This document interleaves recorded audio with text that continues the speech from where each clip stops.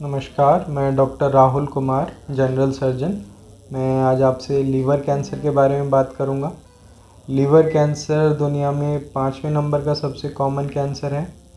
ये एशिया और अफ्रीका में सबसे ज़्यादा होता है। 80% से ज़्यादा केसेस यहीं से आते हैं।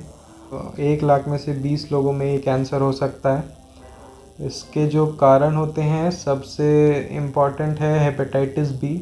लीवर कैंसर के मरीज़ हैं, उनमें से 50% से ज़्यादा में हेपेटाइटिस बी की वजह से ये कैंसर होता है।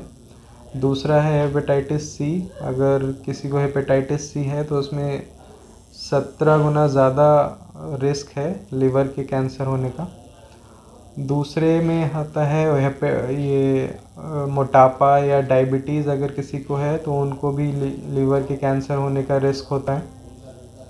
फिर जो लोग लंबे समय से शराब पीते हैं, उनमें भी कैंसर होने का रिस्क है। उसके बाद कुछ जो लोग केमिकल फैक्ट्रीज़ में काम करते हैं, उनको भी ये कैंसर होने का रिस्क होता है। इसके जो लक्षण होते हैं, अर्ली स्टेज में इसके लक्षण इतने नहीं हैं, तो ज़्यादातर मरीज़ लेट स्टेज में ही आते हैं। इसकी वजह से जो पूरी तरह से बीमारी का क्योर होता है वो 20 से 40% मरीज़ों में ही हो पाता है। जो लक्षण में इसके पेट दर्द हो सकता है, भूख न लगना, वज़न कम होना, या फिर जैसे जैसे ये दूसरे अंगों में फैलता है, सबसे जो कॉमन है वो फेफड़ों में फैलता है। ये उस केस में सांस लेने में तकलीफ़ हो सकती है, खांसी हो सकती है। इसकी जो जांच के द्वारा पता लगाया जाता है, सबसे पहले अल्ट्रासाउंड करके देखते हैं कि कोई गांठ तो नहीं है लीवर में। अगर कोई गांठ है तो उसका फिर सीटी स्कैन या एमआरआई के द्वारा पता लगाया जा सकता है कि ये कैंसर की गांठ है या कोई और गांठ है। इसका जो इलाज है, सबसे बेहतर सर्जरी के द्वारा ही होता है।